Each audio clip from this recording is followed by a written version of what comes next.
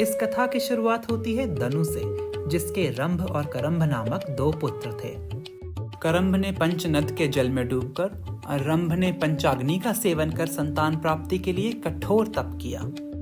इंद्र ने चिंतित हो ग्राह का रूप धारण कर करंभ को मार डाला।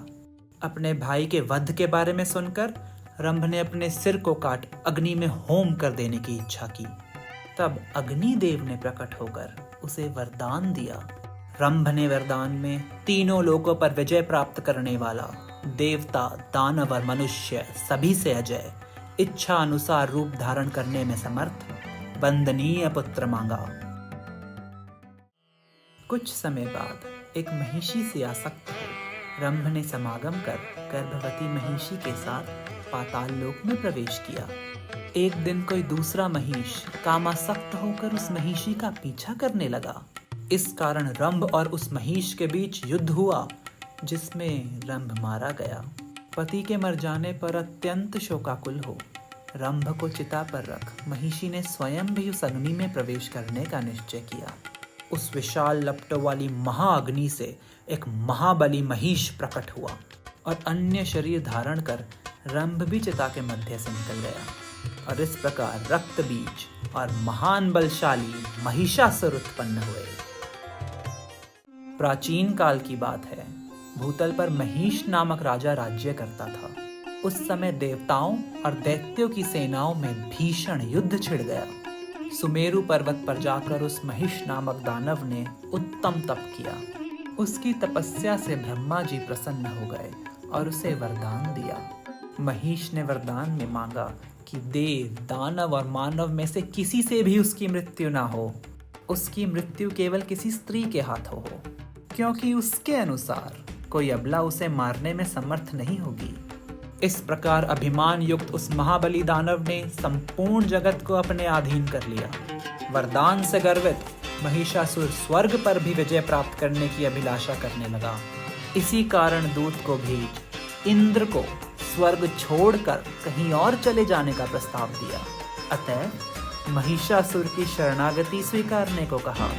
दूत का वचन सुन इंद्र कुपित हो उठे, पर मुस्कुराकर महिषासुर की निंदा करते हुए कहा कि यदि युद्ध करने की इच्छा हो तो शीघ्र आ जाओ। यह सुन महिषासुर अति क्रोधित हो सेना को एकत्रित कर युद्ध के लिए तैयार हो गया।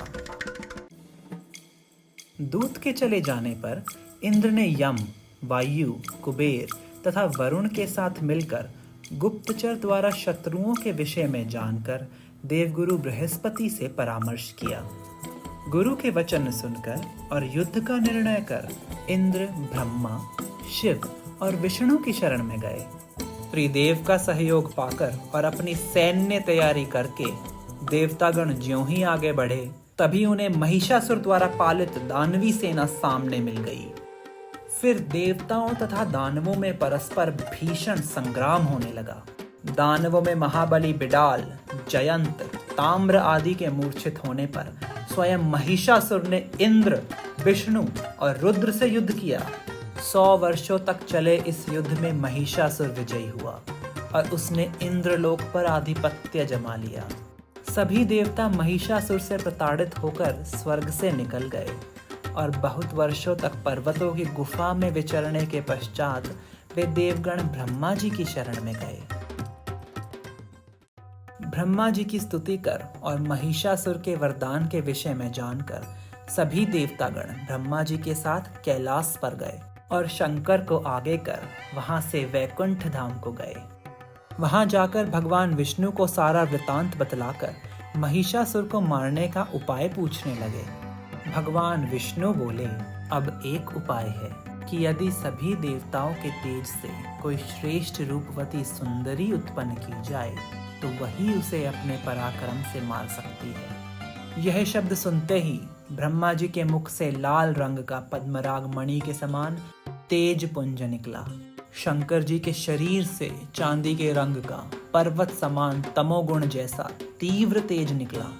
भगवान विष्णु के शरीर से सत्वगुण संपन्न नील वर्ण और अत्यंत दीप्तमान दूसरी तेजो राशि उत्पन्न हुई। इंद्र, यम, कुबेर, अग्नि, वरुण तथा सभी देवताओं के शरीरों से भी अतिशय प्रदीप्त तेज निकला। उसी क्षण वह तेज पुंज से अत्यंत श्रेष्ठ, सुंदर तथा सबको विस्मित कर देने वाली एक स्त्री प्रकट हो गई। सभी देवताओं के शरीर से आविर्भूत वह नारी त्रिगुणात्मिका, 18 भुजाओं वाली मनोहर त्रिवर्णा, वह साक्षात महालक्ष्मी थी।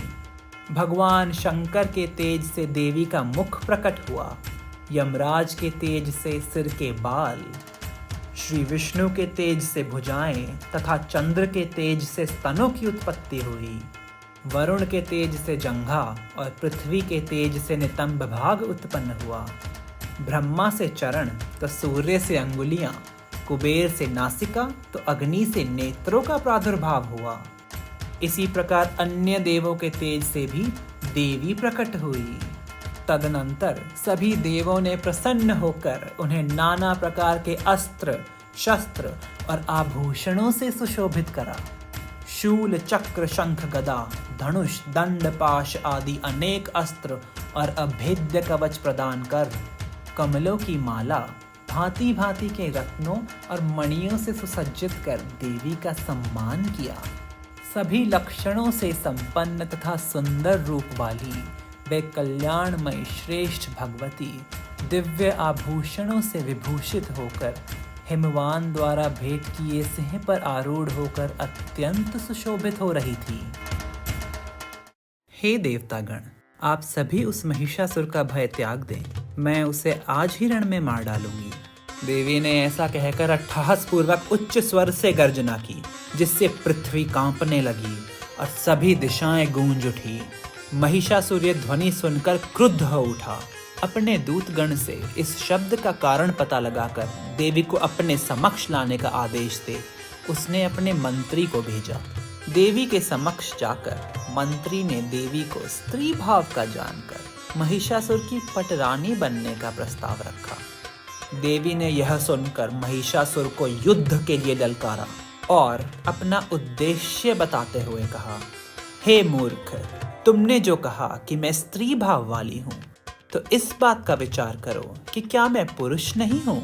वस्तुतः उसी के स्वभाव वाली मैं इस समय स्त्री वेश धारिणी हो गई हूँ। अतः ब्रह्मा जी का वचन सत्य करना है, इसीलिए स्त्री का अनुपम रूप धारण करके उस पापी का संहार करने के लिए आई हूँ। तुम शीघ्र जाओ और अपने राजा से मेरी यह बात कह दो। यदि जीवित रहने की इच्छा हो तो इस समय देवलोक को छोड़कर तुम सर्पों से भरे पाताल लोक अथवा जहां तुम्हारी इच्छा हो वहां चले जाओ। देवी के वचन सुन महिषासुर ने अपने वयोवृद्ध मंत्रियों के साथ नीति बनाई और ताम्र को उन्हें बंदी बनाकर लाने का आदेश दिया। संकेतों से भयभीत ताम्र ने देवी के पास जा साम नीति अपनाते हुए महिषासुर को उनके पति के रूप में स्वीकार करने का प्रस्ताव रखा। यह सुन देवी ने उससे कठोर वचन कहे और अद्भुत गर्जना की, जिससे भयभीत हो ताम्र वहां से भाग गया और तीनों लोग कांपने लगे। महिषासुर ने सब बात जानकर महाबाहु दैत्य बाष्कल और दुर्मुख को युद्ध भूमि में भेजा। देवी और दैत्यों के बीच महासंग्राम हुआ, जिसमें दोनों दानव मारे गए। इसके उपरांत महारथी सेनापति चिक्षुर ताम्र को अंगरक्षक बनाकर युद्ध करने निकला, लेकिन महाशक्ति से पराजित हो मृत्यु को प्राप्त हुआ। अब असीलोमा नामक दैत्य ने रणभूमि में जा महादेवी से संग्राम का कारण पूछा। देवी ने कहा, धर्म की मर्यादा करने के लिए मैं इस संसार में विचरण करती हूँ। मुझे ना भोग विलास की इच्छा है, ना लोभ और ना किसी के प्रति द्वेष भाव है। मैं वेदों का संरक्षण करने के लिए प्रत्येक युग में अवतरित होती हूँ। दुराचारी महिषासुर देवताओं को मारने के लिए उद्यत है, यह जानकर मैं उसके वध के लिए इस समय उपस्थित हुई हूँ। देवी के अवतार का कारण जानकर असीलोम ने बिडालाख्य से विचार विमर्श कर महिषासुर की आज्ञा का पालन कर संधि न करते हुए युद्ध करने का निर्णय लिया। पराधीन होने के कारण आदर पूर्वक और पूर्ण बल से युद्ध कर दोनों योद्धा देवी के हाथों मारे गए। अब महिषासुर स्वयं देवी को जीतकर अपने पास लाने के उद्देश्य से उनके पास मनोहर कामदेव समान मनुष्य का रूप धारण कर महान सेना को साथ लेकर चला।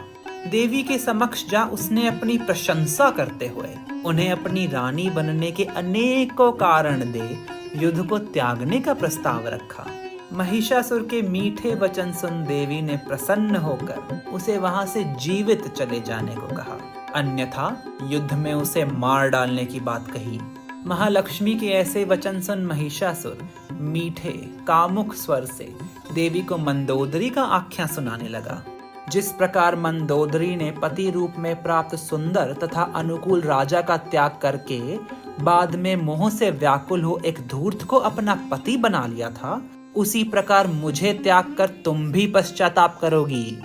यह सुन देवी ने उसे युद्ध के लिए ललकारा और वह धनुष लेकर युद्ध की इच्छा से संग्राम भूमि में डट गया। देवी और महिषासुर में भीषण संग्राम होने लगा।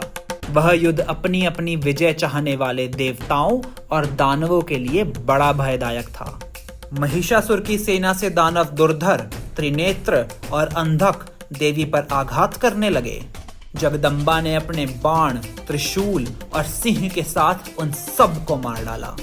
महिषासुर ने क्रोधित हो मनुष्य का रूप त्याग दिया, कभी सिंह का रूप ले तो कभी हाथी का रूप धारण कर चंडिका पर प्रहार करने लगा।